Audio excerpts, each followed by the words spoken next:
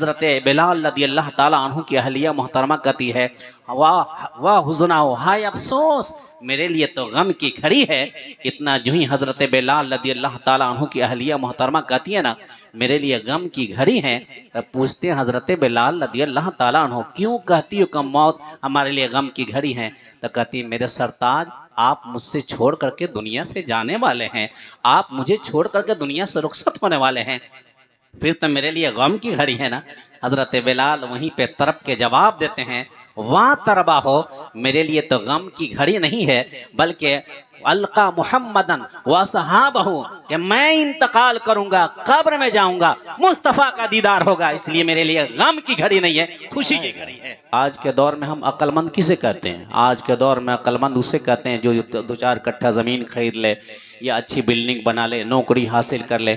हम और आप आज के दौर में अक्लमंद उसे कहते हैं, मगर अल्लाह के नबी सल्लल्लाहु अलैहि वसल्लम इरशाद फरमाते हैं कि सबसे बड़ा अक्लमंद वो है जो मौत की और मौत के बाद की तैयारी करे।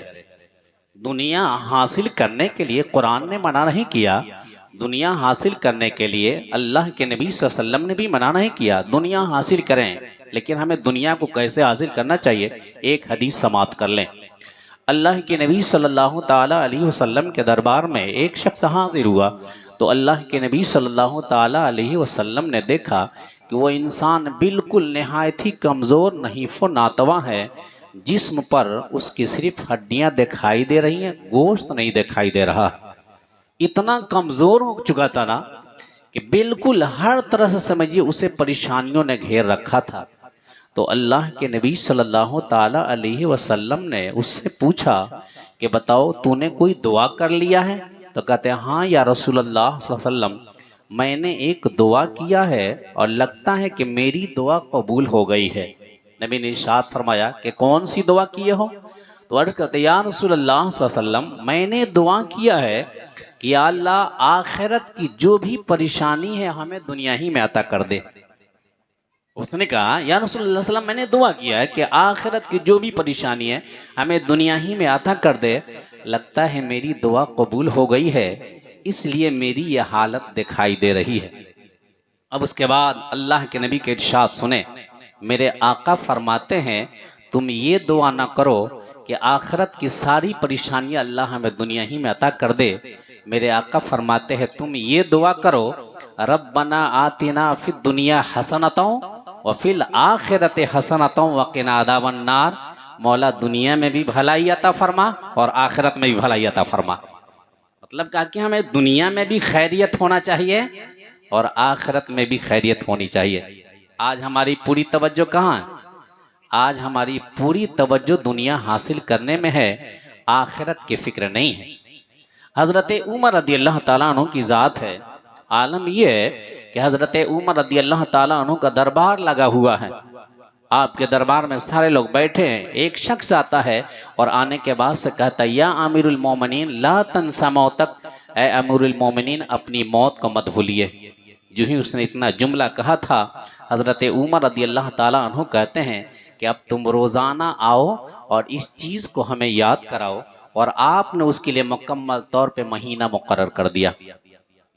अब आप सोचें, आपने मौत को याद कराने के लिए आपने उसके लिए महीना मुकर्रर कर दिया। आज हमारा आलम तो यह है, सुबह से लेकर के शाम तक हम दुनिया के कामों में लगे रहा करते हैं, मगर दिन में कभी भी हमें मौत याद नहीं आती, जबकि कोई गारंटी नहीं कब हमारे जिस्म से रूह परवास कर जाए।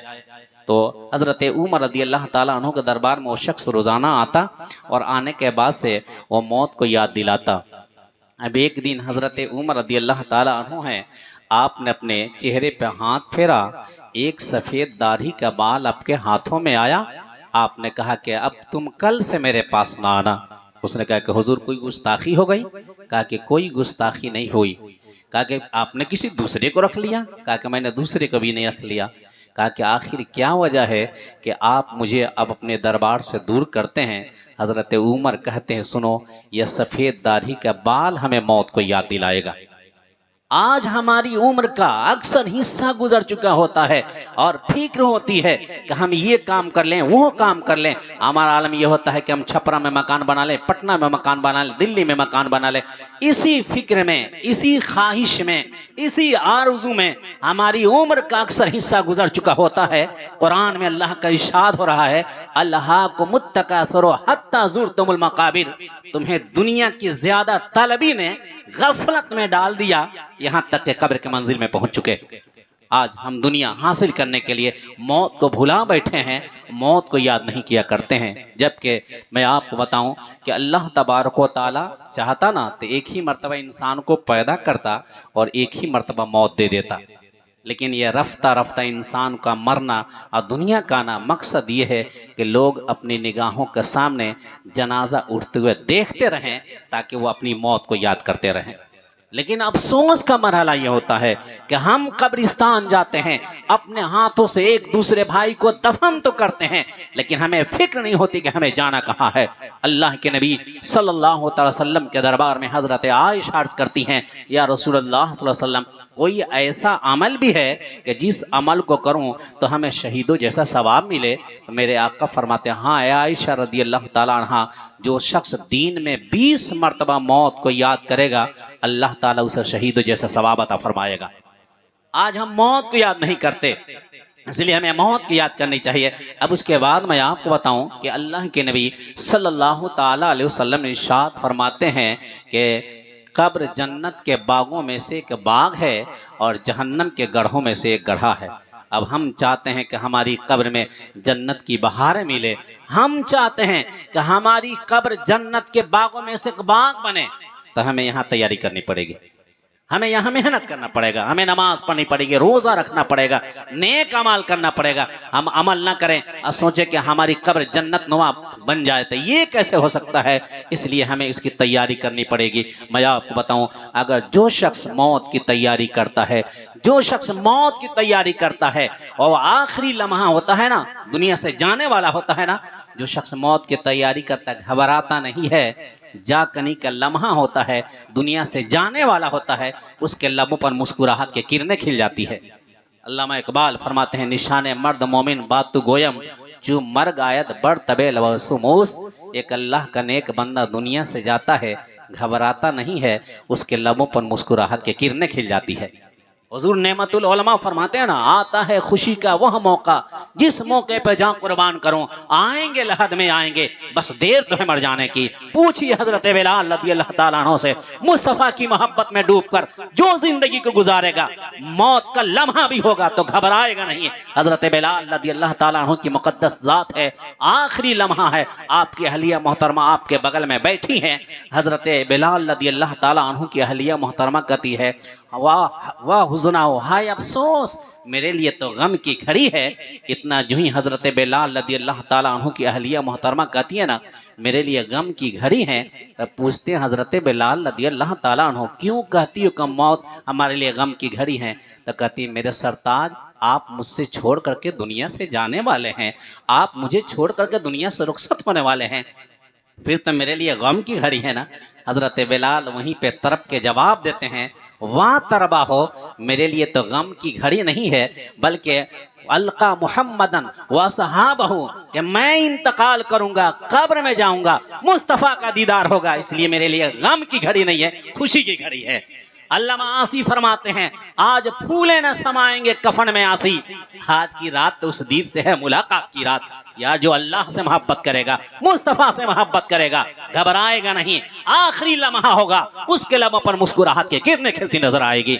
मैं आपको बताऊं चाहूँ, हज़रत इब्राहीम अलैहिस्सलाम के पास जब आते हैं हज़रत इज़राइल अलैहिस्सलाम आपकी रूह मुक़द्दस को कब्ज़ करने के लिए, तो पूछा था हज़रत इब्राहीम अलैहिस्सलाम ने कि आप किस लिए आए हैं? तो कहते हैं हज़रत इज़राइल अलैहिस्सलाम, अल्लाह पाक ने भेजा है आपकी रूह मुक़द्दस को कब्ज़ करने के लिए। कहते हैं हज़रत इब्राहीम अलैहिस्सलाम, क्या एक दोस्त भी एक दोस्त की रूह को कब्ज़ कराएगा?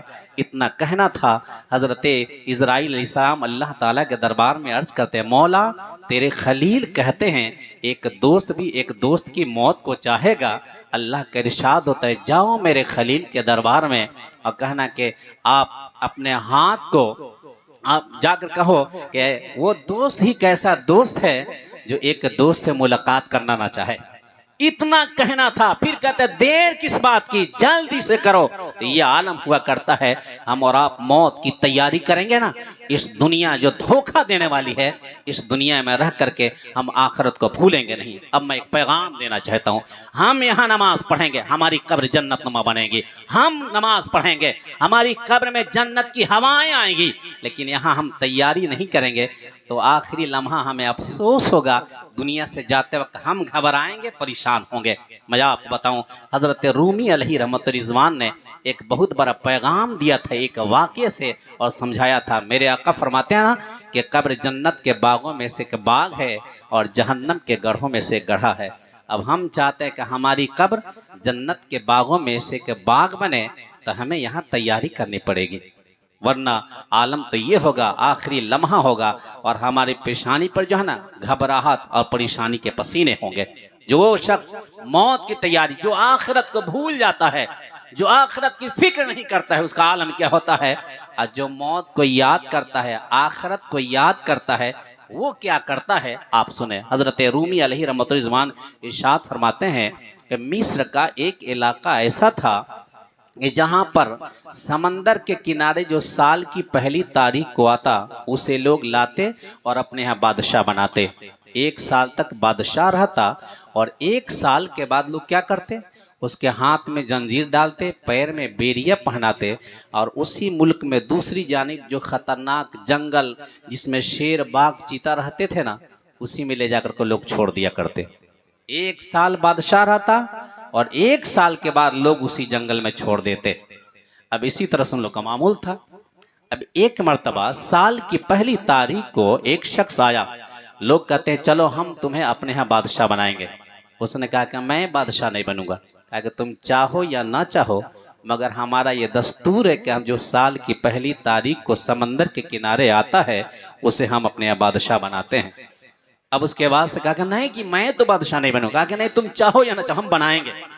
जब बजीद हुए तो उसने कहा कि ठीक है, मैं बादशाह बनूंगा, लेकिन जैसा मैं चाहूंगा वैसा तुम लोग करोगे। कहा कि हाँ बिल्कुल करेंगे। कहा कि लेकिन ये चाहोगे कि 1 साल के बदले 3 साल हो जाए, तो ये नहीं होगा। हमारा दस्तूर है कि साल भर बादशाह बनाते हैं और साल की आखिरी तारीख को उसके हाथ में जंजीर पहनाकर जिस जंगल में शेर बाघ रहा करते हैं ना, उन्हीं के हवाले कर देते हैं। अब उसके बाद से वो शख्स आया। अब आने के बाद से, और जानते हैं लोग बादशाह बनते, जब साल की आखिरी तारीख होती, जंजीर पहनाते, रोता चिल्लाता, हाय मुझे कहाँ लेकर के जा रहे हो, मुझे कहाँ लेकर के जा रहे हो, बेपनाह चिल्लाता चीखता। अब आलम यह है कि लोग बादशाह बनाते हैं, और जब ये शख्स बादशाह बना ना, तो बनने के बाद जानते हैं क्या किया, और लोग भी बादशाह बनते लेकिन भूल जाते थे कि हमें जाना कहाँ है। लेकिन जब ये बादशाह बना ना, तो क्या किया कि जहाँ पर लोग जिस जंगल में ले जाकर के छोड़ आते थे ना, उसे पूरी तौर पे साफ कराया, मुकम्मल तौर पे साफ कराया। वहाँ पे बागीचा लगवाया, मकान तामीर किया, महल तामीर किया, हर तरह से उस जगह को सजा दिया। याद रखेंगे इस जहन को, नबी की इस हदीस को जहन में रखेंगे। मेरे आका ने फरमाया कि कब्र जन्नत के बागों में से एक बाग है और जहन्नम के गढ़ों में से गढ़ा है। हम चाहते हैं कि हमारी कब्र जन्नत के बागों में से एक बाग बने। आप इस वाक्य को जहन में रखें। और भी बादशाह बनते थे, भूल जाते थे कि जाना कहाँ है। लेकिन ये जब बादशाह बना तो जिस जंगल में लोग ले जाकर के फेंक देते थे, मुकम्मल तौर पे साफ कराया, बागीचा लगवाया, महल तामीर कराया। जब साल की आखिरी तारीख आई, लोग जंजीर लेकर के आए पहनाने के लिए। कहा किस लिए आए हो? कहा कि हमारा मामूल है कि साल की आखिरी तारीख को हाथों में जंजीर डालते हैं, बेड़िए डाल करके उस जंगल में फेंक देते हैं। कहते हैं मुझे जंजीर पहनाने की ज़रूरत नहीं है, मैं मुस्कुरा करके वहाँ जाने के लिए तैयार हूँ। और भी बादशाह बनते थे, भूल जाते थे कहाँ जाना है, मगर ये जब बादशाह बना, याद रखा कि हमें जाना कहाँ है। इसलिए ये सबक जहन के अंदर आप आज किस मजलिस से लेकर के जाइए, याद कीजिए कि हमें जाना कहाँ है। जब याद करेंगे कि हमें जाना कहाँ है ना, ये फिक्र जहन में होगी ना, जब ये ख्याल हमारे दिल में होगा, फजर के वक्त अजान की आवाज आपके कानों में पहुंचेगी, फिर किसी को कहने की जरूरत नहीं पड़ेगी, आप जल्दी से मस्जिद की तरफ दौड़ते नजर आएंगे। जब ये ख्याल जहन के अंदर होगा तो इसलिए मैं गुजारिश करना चाहता हूं कि हम अपनी आखिरत को बेहतर बनाएं। दुनिया के फिक्र में पढ़ करके अपनी आखिरत को बर्बाद करने की कोशिश न करें। हम 2-4 घंटा बैठ कर इधर उधर की बातें तो कर सकते हैं मगर अपनी आखिरत को आबाद नहीं कर सकते हैं। इसलिए कुरान हकीम के अंदर अल्लाह का इरशाद है, अल्लज़ी खलक़ल मौत वल हयात लियब्लुवकुम अय्युकुम अहसनु अमला। अल्लाह का इरशाद है कि हमने ज़िंदगी और मौत को इसलिए पैदा किया ताकि जांचे के अमल के एतबार से तुम में कौन बेहतर है। इसलिए हम आखिरत की फ़िक्र करें, दुनिया के चक्कर में पड़ करके अपनी आखिरत को बर्बाद करने की कोशिश न करें। अपने वक्त का बहुत बड़ा बादशाह है जिसे सिकंदर आज़म कहा जाता है। मरने से पहले उसने अपने मानने वाले को एक नुक्ता दिया था, एक पैगाम दिया था, कहा कि सुनो, मैं इंतकाल कर जाऊं, जब मेरी रूह कब से ऊंसरी से परवाज कर जाए मेरे हाथ को कफन से बाहर रखना। पूछा था उसके मानने वालों ने, ए बादशाह सलामत, आप इतने अपने वक्त के इतने बड़े बादशाह हैं, आप ऐसा क्यों हुक्म दे रहे हैं कि मरने के बाद मेरा हाथ कफन के बाहर रखना। तो कहा था उस बादशाह ने, ताकि मैं दुनिया से जाऊं, कफन के बाहर मेरा हाथ रहे, दुनिया वाले मेरे इस जनाजे को देख करके सबक हासिल करें कि इतना बड़ा बादशाह भी जा रहा है, कुछ लेकर के नहीं जा रहा, खाली हाथ जा रहा है। मुसलमानों, कब ये ख्याल आएगा, कब ये फिक्र हमारे ज़हनों फिक्र में होगी? पूरा कुरान पढ़ लीजिए। आखिरी बात मैं आपको बता दूं, ये कि मरने के बाद दोबारा उठाए जाने पर बहुत से वाक़यात कुरान मुक़द्दस के अंदर मौजूद हैं। चुनांचे अब आखिरी बात ये सुन लें कि मरने के बाद दोबारा कुफाराने मक्का नबी की खिदमत में आए और आने के बाद एक काफिर क्या करता है, एक पुरानी हड्डी को उठाया, ऐसी वो हड्डी थी ना, अगर हाथ से मसला जाए ना तो बिल्कुल बारीक होकर के ज़मीन पर गिरे। उसने उस पुरानी हड्डी को उठाया और अल्लाह के नबी सल्लल्लाहु अलैहि वसल्लम की खिदमत में आया और आने के बाद से ऐसे अगड़ता, कहता क्या अल्लाह पाक इस हड्डी से भी दोबारा इंसान को जिंदा करेगा? जब उसने काफिर ने कहा, कुरान की आयत नाजिल हुई, सूरह यासीन के आखिरी आयतें हैं, कुछ आयतें वो नाजिल हुई। अल्लाह का इरशाद होता है, महबूब आप उससे कह दीजिए कि जिसने पहली मर्तबा तुम्हें पैदा किया पानी के बूंद से, वो दोबारा इस हड्डी से भी इंसान को जिंदा फरमा देगा। इसलिए हम फिक्र करें कि हमें जाना कहाँ है। जब ये ख्याल होगा ना कि जाना कहाँ है, तो हम अपनी आखिरत के फिक्र करेंगे। पूरी रात सो करके और फजर की नमाज गायब करने की कोशिश नहीं करेंगे। मेरा पैगाम यही है आप तमामी हजरात से। आज मुफ्ती वसीम साहब किबला के वालदा मोहतरमा के इस साले सवाब में आए हैं, तो आप पैगाम लेकर के जाइए कि हम अपनी आखिरत की फिक्र करेंगे, दुनिया के चक्कर में पड़ करके अपनी आखिरत को बर्बाद नहीं करेंगे। अल्लाह के नबी सल्लल्लाहु अलैहि वसल्लम का आलम तो ये था। मेरे आका फरमाते, मेरे सहाबा तुम्हारी कैफियत क्या है? सहाबा कहते, या रसूल अल्लाह सल्लल्लाहु अलैहि वसल्लम हमारी कैफियत ये है कि जब हम नियत बांधते हैं ना नमाज के लिए, तो हमें कोई गारंटी नहीं होती कि हम सलाम फेरेंगे भी नहीं फेरेंगे। मेरे आका फरमाते हैं मेरी कैफियत ये होती है, एक तरफ सलाम फेरता हूँ, दूसरी जानिब सलाम फेरूंगा कि नहीं फेरूंगा ये भी ख्याल, ये भी गारंटी नहीं है। तो ये फिक्र हमें नहीं होनी चाहिए। और मैं आपको बताऊं, माँ बाप वो अजीम दौलत है, माँ बाप अजीम नेमत है। जब तक माँ बाप दुनिया में रहे आप उनके लिए खिदमत कीजिए। दुनिया से चले जाएं तो माँ बाप के लिए मगफरत की दुआएं करते रहिए। अल्लाह के नबी का इरशाद है, इदा तरकल अब्द दुआ लिल वालिदैन फइन्नहु यनक़तु अन रिज़्क़। जो माँ बाप के लिए मगफरत की दुआ करना छोड़ देता है, अल्लाह उसके रिज़्क़ से बरकतें खत्म कर दिया करता है। वो दुनिया ही में जन्नत का मजा लेते हैं जो माँ की दुआ लेते हैं और बाप को खुश रखा करते हैं। चांद जुगनू कहकशा भी साथ है, ये ज़मीं भी साथ है, वो आसमां भी साथ है। इसलिए लग रहा है जन्नत के जैसा मेरा घर, मेरे बच्चों के अलावा मेरी माँ भी मेरे साथ है।